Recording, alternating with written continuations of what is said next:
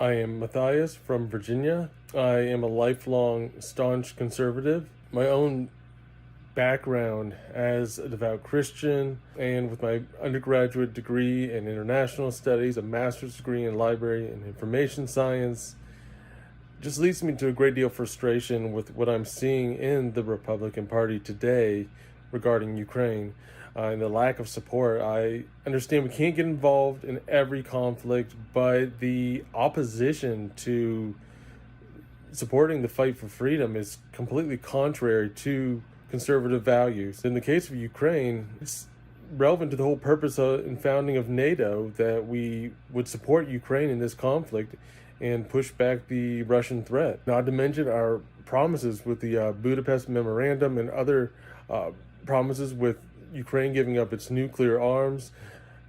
None of this makes sense for any conservatives to make an argument against supporting Ukraine.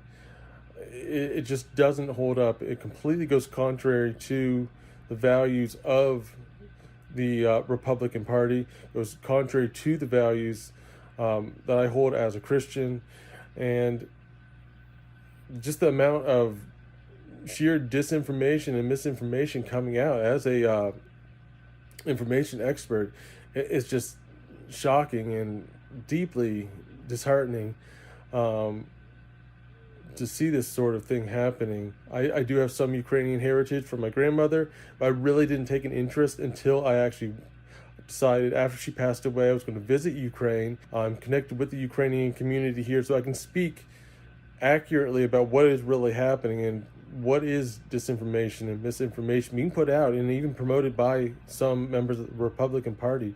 A lifelong supporter of Israel as well, and we're seeing anti-Semitic tropes being promoted as well. It's all very contrary to anything that resembles the Republican Party, and for that reason I am standing with Republicans for Ukraine.